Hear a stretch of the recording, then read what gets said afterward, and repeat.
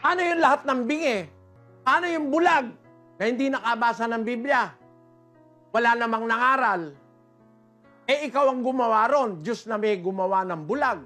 Tapos hindi nakapakinig, hindi nakaanib, dahil hindi nakakita. Tapos dadali mo sa impyerno.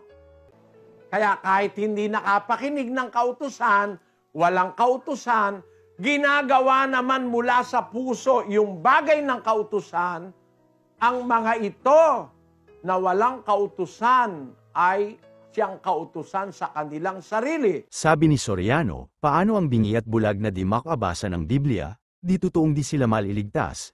Ibig kaya niyang sabihin, walang mga alam ito sa pananampalataya. Ngayon ibig bang sabihin ni Soriano, tulad ng mga bata ay di sila dapat binyagan kasi dahil wala raw alam sa pananampalataya? Magkagayon sinalungat ni Eli Soriano yung aral ni Jesus na pag di na born again di makakapasok sa langit, na ito nga ay sa pamamagitan ng binyag. Ngayon kung pwede pala binyagan ang walang muwang, magkagayon pwede binyagan ang mga bata, pero di totoong walang alam ang mga bata sa pananampalataya, dahil lahat ng isinilang ay believers of God.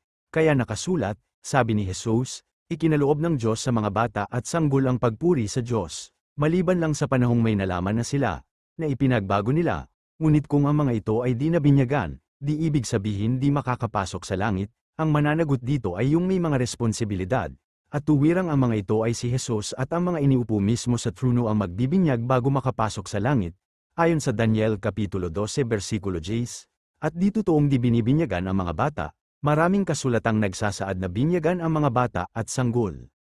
At binasa ni Eli Soriano ang Roma Kapitulo 2 versikulo 14, ang bagay na ito ay di lang paukol sa mga bulag o bingi. Di ba alam ni Eli Soriano kahit anong gawin mabuti kung ayaw mong pasakop sa Diyos o kahit magpabinyag ka ngunit kung ang mga gawain mo ay ang para ang sarili mo ang mag-glorify ay di ka rin maliligtas.